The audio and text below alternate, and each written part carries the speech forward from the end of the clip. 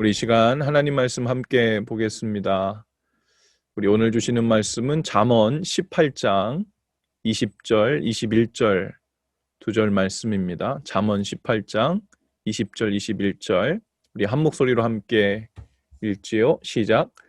사람의 입에서 나오는 말의 열매가 사람의 배를 채워주고 그 입술에서 나오는 말의 결과로 만족하게 된다. 죽고 사는 것이 혀의 힘에 달렸으니 혀를 잘 쓰는 사람은 그 열매를 먹는다. 아멘.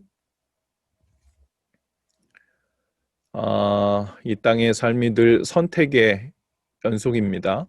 아무 의미 없이 하루를 살아간다 해도 아무 의미 없이 살아가려고 선택하는 거죠. 그것 또한. 우리의 삶 가운데 가장 많은 선택을 해야 되는 순간은 뭘까 생각해 보면 끊이지 않고 우리 입에 달고 사는 이 말이 아닐까 생각해 봐요. 누군가에게는 의미 있는 말이 되기도 하고 누군가에게는 상처가 되기도 하고 또 누군가에게는 아무런 의미 없는 말로 받아들여질 수 있는 이 말을 할 때 우리는 끊임없이 선택을 하고 그 선택한 것이 입 밖으로 나오게 되어 있죠. 오늘 20절 말씀에 보면 이렇게 고백합니다. 사람은 입에서 나오는 열매로 말미암아 배부르게 되나니. 그러니까 입에서 나오는 열매로 배부르게 되고 만족하게 된다고 말씀합니다. 그러한 혀의 열매를 먹고 살기 때문에 우리가 잘 사용해서 잘 먹게 되면 잘 살게 되는 거고 또 그 혀를 잘 사용하지 못해서 잘못 먹으면 죽게 되는 죽음의 열매를 먹고 살게 된다는 거죠. 오늘 본문 말씀 21절에 보면 죽고 사는 것이 혀의 힘에 달렸나니 라는 구절이 나와요. 여기에 나오는 그 힘이란 단어를 보면요. 그 힘이란 단어의 원어의 원형이 야드라는 것인데 바로 손이라는 hand, 이 손이라는 뜻을 가지고 있어요. 한때 이런 말이 있었죠.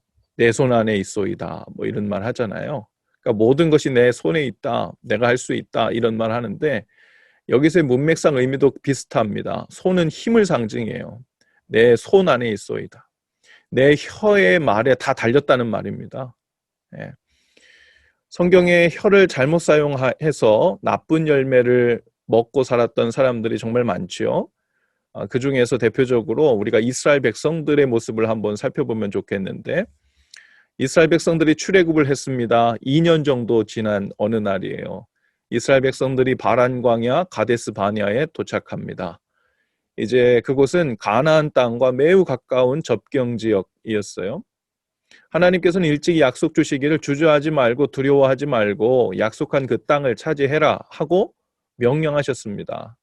애초에 하나님께서는 출애굽 2년 동안 이스라엘 백성들을 가나안으로 인도하실 계획이었다는 것을 우리가 이미 알고 있지요. 하나님의 명령이 이렇게 내려졌지만 백성들은 이구동성으로 건의합니다. 이렇게 금방 들어가면 우리가 잘못될 수도 있고 패할 수도 있으니까 그곳을 미리 정탐해 봅시다. 그리고 작전을 좀 세우는 게 좋겠습니다. 어느 길로 올라가면 좋을지, 어느 성을 먼저 점령하면 좋을지, 구체적으로 효율적인 군사적 방법을 찾아보자는 거예요. 그래서 모세가 그 의견을 수렴하지요. 각 지파에서 한 명씩 12명의 정탐꾼을 선발해서 가나안 땅으로 파견합니다. 그리고 그들이 돌아와요. 그런데 의견이 나뉘죠. 능히 이길 것이다 라고 말하는 여호수아와 갈렙, 그리고 능히 이기지 못한다, 우리는 이제 다 죽었다라고 말하는 10명의 정탐꾼, 이렇게 두 의견으로 나뉘고 말아요. 능히 이기지 못할 것이라고 말하는 이들의 말은 우리가 스스로 보기에는 이라는 이 말에 초점이 잡혀져 있어요. 자신들의 판단이라는 거죠. 그리고 능히 이긴다고 말하는 것은 하나님이 함께 하시면 이라는 전제가 붙습니다. 그러니까 그들이 말을 할 때도 하나님이 함께 하시면 이라는 말을 붙여서 말을 하는 자들이 있었고, 우리가 스스로 보기에는 하나님의 말은 빼고 하나님의 약속은 여기에 전제하지 않고 내 생각에는 라고 말하는 생각을 붙이고 하는 이들이 있었습니다. 이렇게 같은 것을 보고 그 반응하는, 그리고 말로 옮기는 것이 이렇게 달랐어요. 우리도 그렇죠.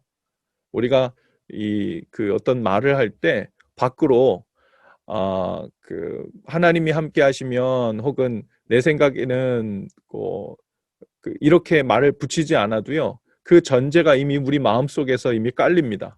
그리고 나오는 말을 보면 저 말은 하나님이 함께 하시면 이라는 전제가 붙어서 나온 말인지 아니면 그냥 내 생각에는 내 필링에는 이렇다는 말인지 우리가 금세 알 수가 있죠.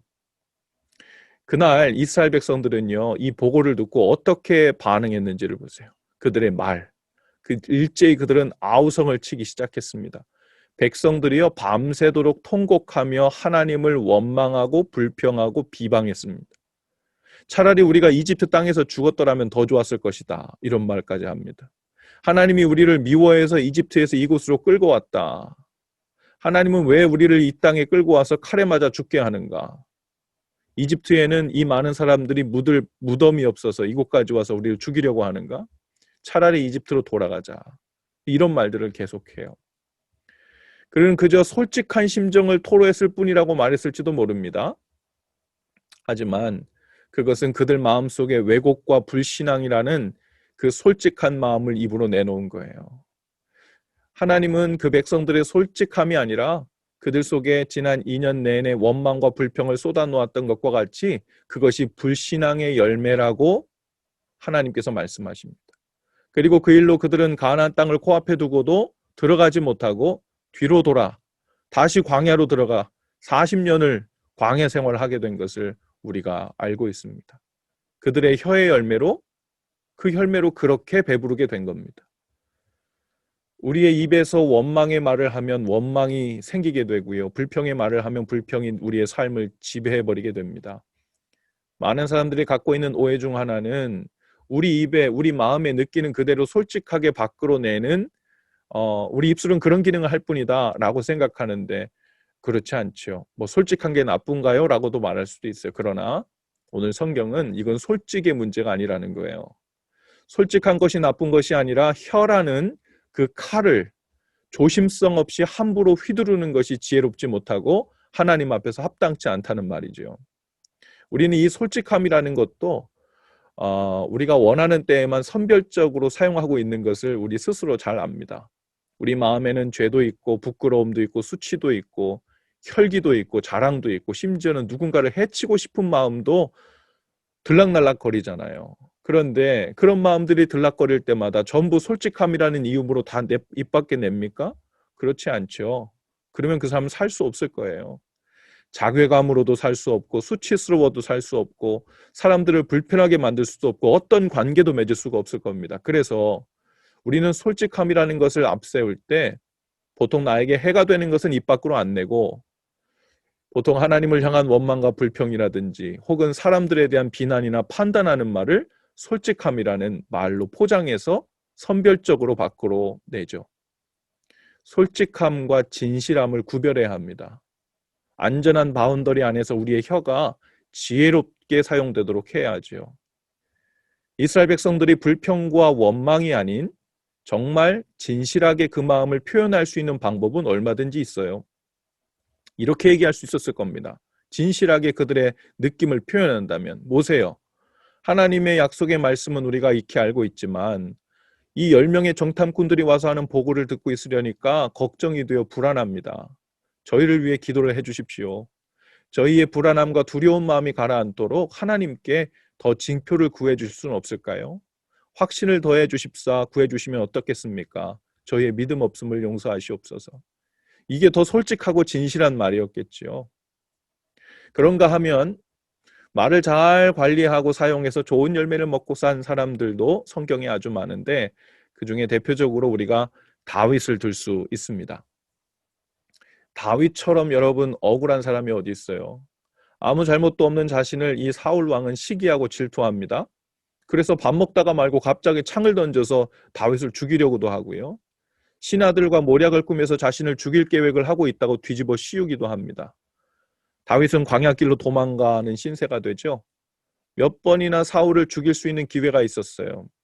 사울을 저주하고 원망하고 비난할 수도 있었습니다. 하지만 다윗은 그것마저도 하지 않아요. 입술을 지켰습니다. 바보라서가 아닙니다. 다윗은 하나님이 자신을 보고 계시다는 것, 하나님께서 자신의 마음과 입술의 고백을 주목하고 계시다는 것을 알았습니다. 동시에 이 모든 것의 결과를 하나님께 맡겼고 또 그분이 처분해 주실 것이라는 믿음이 있었기 때문에 억울해서 죽겠다. 내가 이거 말하지 않으면 아무도 알지 못해. 하나님도 알지 못하고 누구도 알아주지 않아. 라는 그런 조급함과 그런 억울함을 내려놓을 수 있었어요.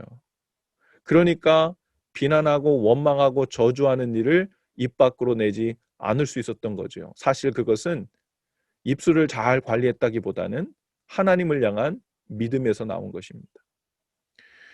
다윗은 하나님을 또 원망할 수도 있었어요. 사울뿐만이 아니에요. 자신의 친아들 압살롬이 자신의 다른 왕자들을 다 죽였어요. 다른 아들들을. 쿠데타를 일으킵니다.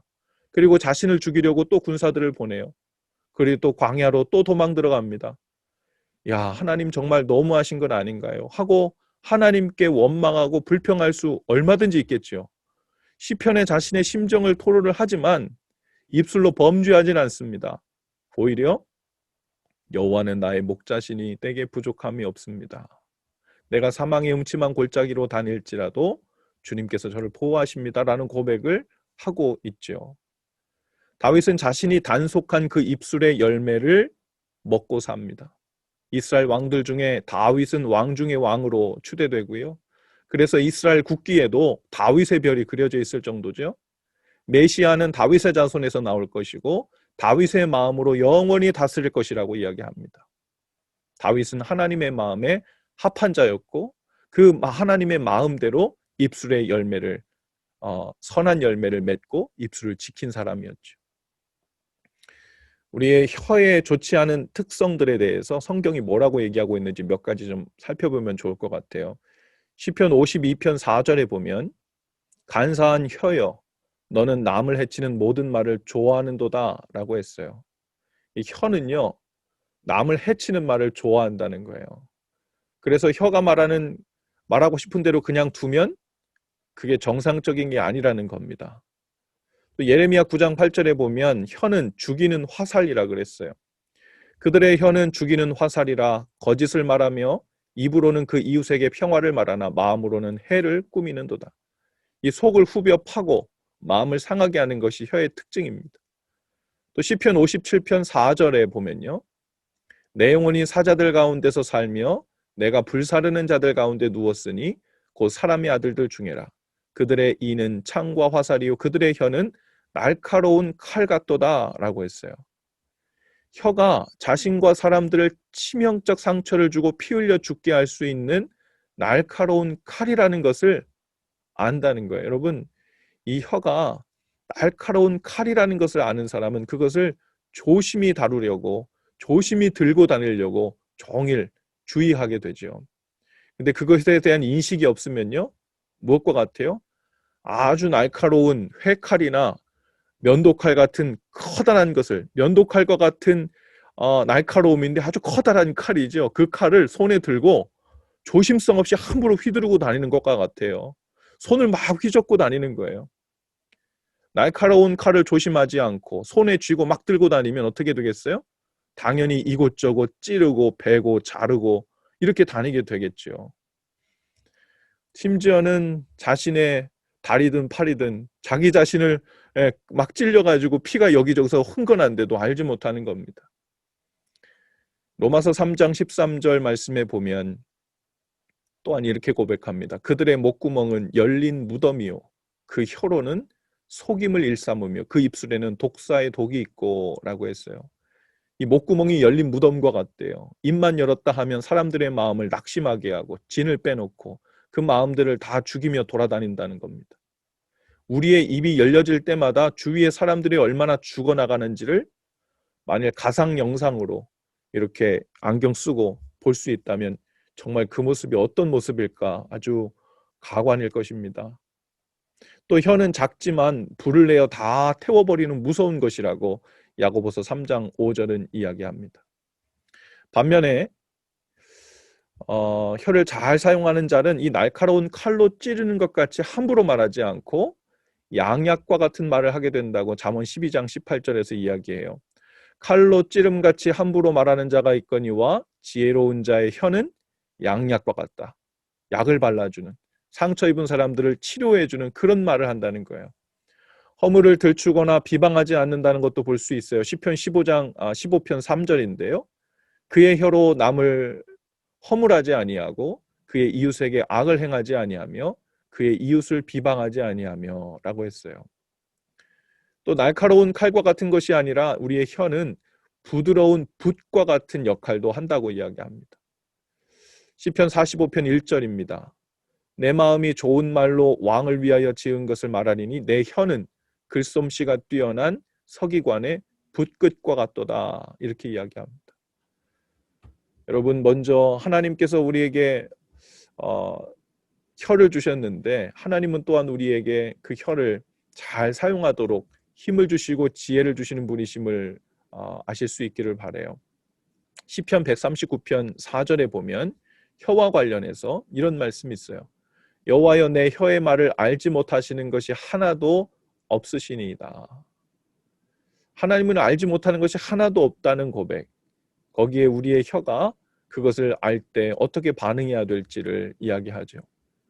모든 혀가 말하는 것을 아시는 하나님께서 우리의 혀를 주관하시는 것을 우리가 볼 수 있습니다. 예레미야 23장 31절에 보면요. 여호와의 말씀이니라 보라 그들이 혀를 놀려 여호와가 말씀하셨다 하는 선지자들을 내가 치리라 라고 말씀하십니다. 에스겔서 3장 26절에 보면 내가 내 혀를 내 입천장에 붙게 하여 내가 말 못하는 자가 되어 그들을 꾸짖는 자가 되기 못하게 하리니 그들은 패역한 족속임이니라.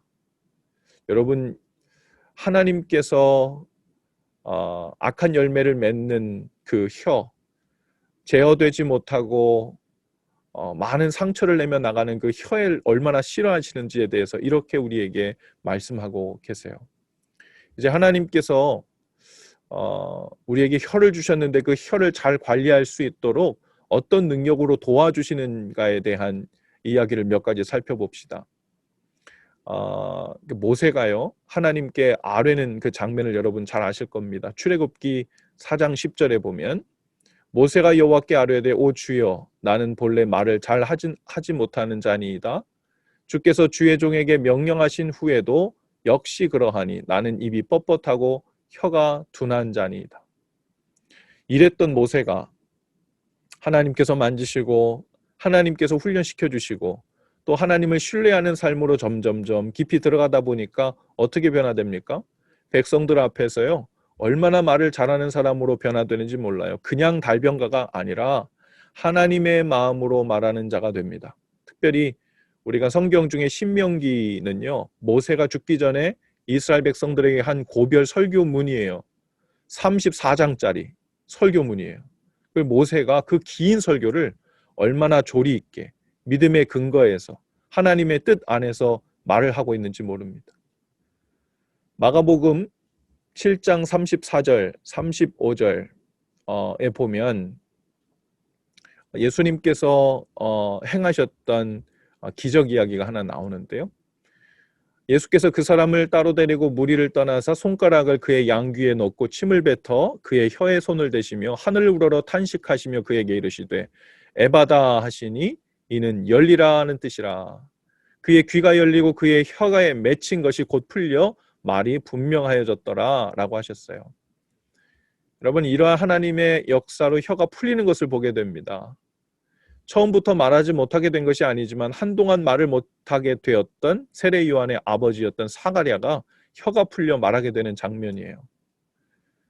오늘 하나님께서 저와 여러분의 혀도 풀어주시는 은혜가 있기를 바랍니다. 그저 말을 할 수 있게 풀어주는 정도가 아니고 그저 말주변이 좋게 만들어주시는 정도가 아니라 선한 열매를 많이 맺는 열매가 있도록 우리의 혀를 풀어주실 수 있기를 축복합니다. 사람들을 살리고 생기를 불어넣는 말을 할 줄 아는 아니 그 입으로 가득 채워지는 그런 은혜가 있게 되기를 바라요. 특별히 이 아침에 졸린 눈 비비고 베델로 올라온 우리 아이들 그들의 삶의 평생 하나님께서 그 입술에 선한 열매를 먹고 살 수 있는 복 주시기를 축복합니다. 사람을 살리는 말, 생기를 불어넣는 성령님의 말을 전달하는 거룩한 통로로 쓰임받게 되기를 축복해요. 여러분, 우리의 입은 그냥 정보 교환을 하는 수단이 기본적으로 있는 건 맞지만 그것 외에 우리 자신과 사람들을 살리고 죽이는 힘을 가지고 있는 무서운 것이기도 하고 그리고 아주 유용한 것이기도 하다는 것. 죽음을 두려워하듯 한마디 말을 어떻게 낼 것인가를 두려워하고 조심하고 생명을 사모하듯 감사의 말과 격려의 말, 살리는 말과 생명의 말을 하기를 힘쓰고 주의 깊게 해야 되는 일, 그 일을 온종일 힘쓰실 수 있기를 바라요. 야고보서 1장 26절에 누구든지 스스로 경건하다 생각하며 자기 혀를 재갈 물리지 아니하고 자기 마음을 속이면 이 사람의 경건은 헛것이라 했어요. 내가 하나님을 사랑한다 그러는데요. 그리고 주님 기뻐하신 일을 행한다 그러는데요. 하나님의 진리를 많이 한다 그러는데요. 뭘 보면요. 그 혀를 재갈 물리지 않고 있다면 그 모든 경건이 헛것이라는 겁니다. 베드로전서 3장 10절에요. 그러므로 생명을 사랑하고 좋은 날 보기를 원하는 자는 혀를 금하여 악한 말을 그치며 그 입술로 거짓을 말하지 말라 했어요. 여러분, 생명을 사랑하고 좋은 날 보시기를 원하시죠? 사모하고 또 사모하실 거예요. 하나님, 정말 제 소원입니다. 여러분, 오늘 하루를 살아가면서 하나님의 살아계심을 인정하고 그분을 경외하며 존중하는 증거를 우리의 혀 사용하는 것으로 고백 삼으실 수 있기를 바랍니다. 그것이 종일 우리에게 선한 열매로 나타나 그 평강으로 배불려지는 은혜가 있게 되기를 주님의 이름으로 축복합니다. 오늘 이 시간 함께 기도하실 수 있기를 바랍니다. 이 시간에는요, 우리 오늘 혀에 대한 또 입술에 대한 말씀을 주셨는데 우리 입술에 우리 두 손을 갖다 대고 함께 기도해 보면 좋겠어요. 입을 대면 말을 할 수가 없죠. 그러니 작은 소리로 하셔도 좋고 속으로 기도하셔도 좋겠습니다. 두 손을 입에 가져다 대시고 이렇게 기도하면 좋겠어요. 하나님, 이 입을 잘 단속하는 하루가 되게 하옵소서. 이 입술을 통해 나오는 모든 말들을 통해 하나님의 살아계심과 사랑을 고백하는 하루가 되길 원합니다. 감사와 찬송으로 가득 차길 원합니다. 원망과 불평과 비난하는 말들이 나올 때마다 하나님 단속해 주옵소서. 실수로 나오더라도 속히 입을 닫는 능력을 주옵소서. 입술에 선한 열매를 먹고 사는 오늘 그리고 올 한 해가 되게 하옵소서 하고 한 5분 정도 함께 기도한 후에 제가 마무리 기도를 하겠습니다. 함께 기도하겠습니다.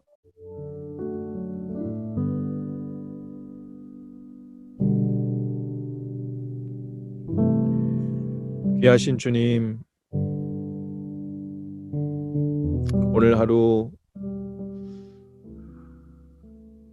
주님을 온전히 모시고 입술에 선한 열매를 많이 내어 그것으로 귀한 생명의 열매들을 취하고 배부르게 되는 은혜가 있게 하여 주옵소서. 주님을 모시고 있는 증거가 그리고 주님의 살아계심을 인정하는 증거가 우리 입술의 고백으로 종일 주님 앞에 살아있는 제사로 올려드리는 오늘 하루가 되게 하여 주옵소서. 말에 실수가 없으면 완전한 자라 하셨는데 우리의 연약함을 또 우리의 부족함을 아십니다. 한시도 방심하지 않고 주님 선물로 주신 이 혀를 잘 사용하여 생명을 살리고 생기를 불어넣는 귀한 사명을 가지고 쓰임받을 수 있도록 오늘 하루 우리를 축복하여 주시옵소서. 감사합니다. 예수님의 이름으로 기도하옵나이다. 아멘.